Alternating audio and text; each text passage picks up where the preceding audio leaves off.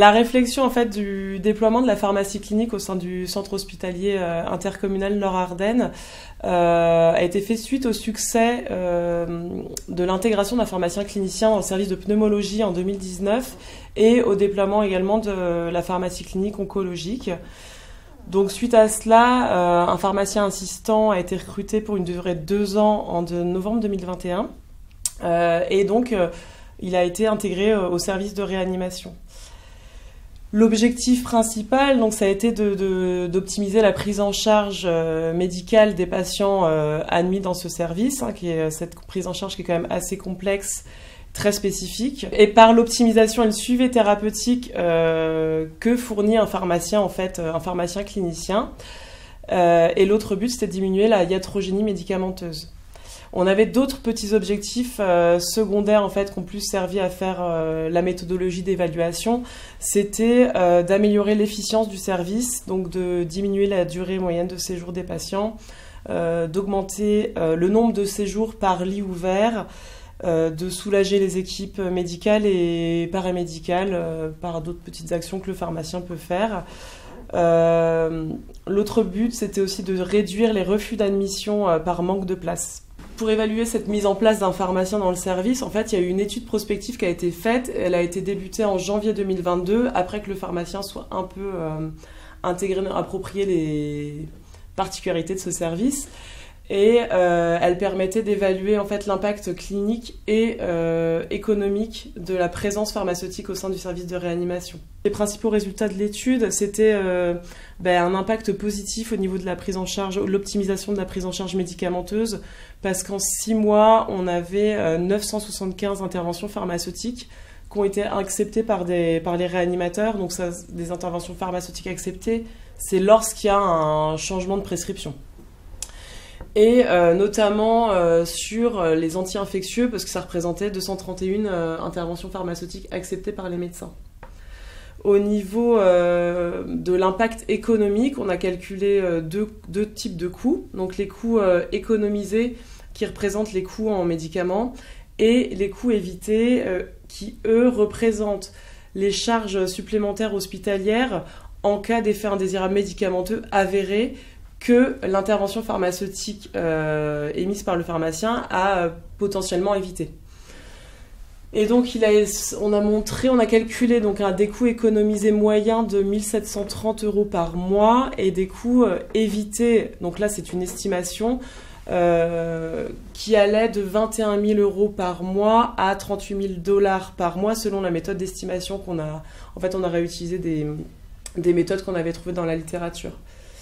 Au niveau de la durée de séjour, on a montré une diminution significative de la durée moyenne de séjour des patients de 30 à 50%, aussi bien au niveau de tous les patients qui ont été admis en réanimation, et on a montré aussi une diminution significative chez les patients qui étaient les plus graves, chez les patients les plus jeunes et chez les patients qui ont survécu à la réanimation. Cette durée moyenne de séjour, en fait, cette diminution accompagne aussi une augmentation du nombre de séjours par lit ouvert, donc à investissement égal pour l'hôpital au niveau du personnel médical, paramédical.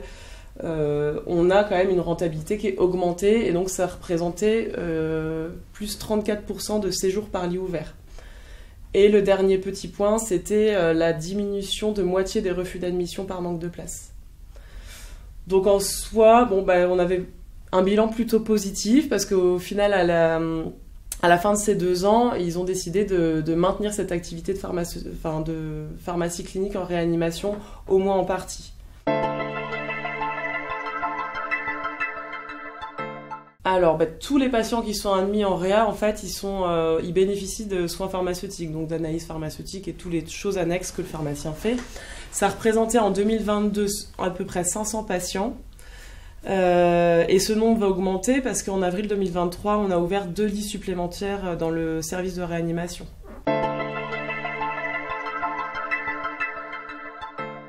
Les professionnels du service, oui, effectivement, c'est vrai que en plus de l'analyse pharmaceutique, tout mon travail de validation pharmaceutique, Je fais plein de petits trucs annexes comme des paramétrages, je crée des protocoles, je les aide un peu sur tout ce qui est dilution de médicaments injectables. Enfin, il y a plein d'autres choses comme ça où finalement ça fait gagner du temps médecin, du temps médical. Et c'est vrai qu'on connaît le sous-effectif médical, ça leur fait gagner du temps pour faire d'autres choses, très spécifiquement médicales.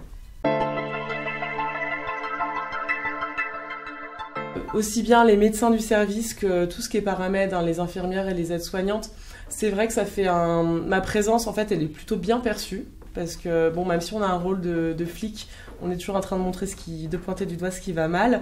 Ils me perçoivent plus comme une aide et une sécurisation supplémentaire quant à la prescription, l'administration des médicaments. Dès qu'ils ont un doute, c'est vrai qu'ils viennent me voir ou on regarde ensemble. Donc en général, oui, c'est vrai qu'ils perçoivent ça plutôt bien. Effectivement, le gain de temps, et puis même sur plein de points, au final, ils ont un avis d'un professionnel différent, qui avait une expérience différente et un domaine d'expertise qui est enfin, tout est complémentaire en fait. Donc c'est vrai que c'est vraiment positif.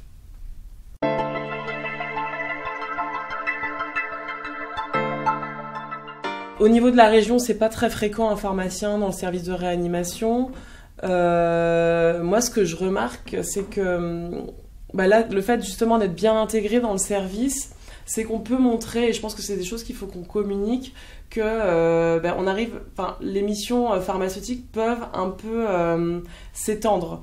Là, par exemple, comme on a pour projet de créer des protocoles de coopération pour que ça soit la responsabilité du pharmacien de réanimation de prescrire les dosages plasmatiques des antibiotiques, d'adapter les posos, enfin toujours en accord avec le médecin, mais en fait j'aurai la main sur les prescriptions de dosage quand j'estime que c'est vraiment nécessaire. Tout ce qui est adaptation posologique, je pense qu'on n'en est pas encore là, mais la réglementation peut toujours évoluer et tout.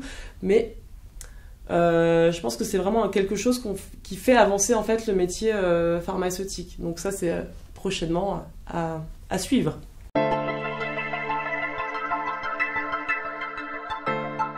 C'est réplicable partout.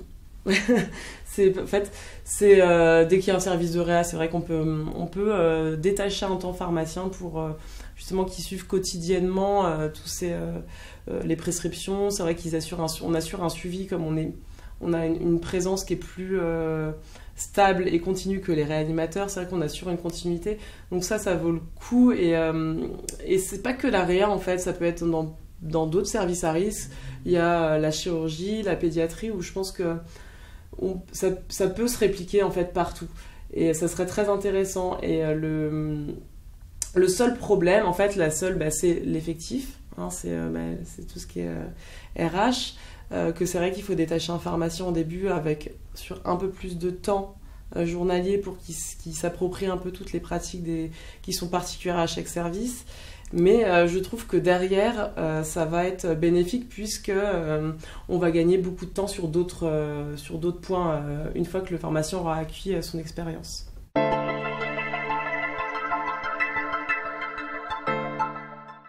Alors, le premier, je dirais la rigueur, sérieux, pour quand même faire sa place et acquérir le deuxième, qui est la confiance, parce que je trouve que tout ce qui se passe bien dans ce service, tout ce qui roule bien, c'est parce qu'on se fait tous confiance. Aussi, tous les métiers de ce service se fait pleinement confiance, donc on peut travailler bien ensemble. Et la communication, parce que ne pas avoir peur de poser des questions bêtes, ne pas avoir peur de dire qu'on n'est pas sûr, de chercher ensemble, je trouve que c'est vraiment les clés de l'intégration des pharmaciens dans les services.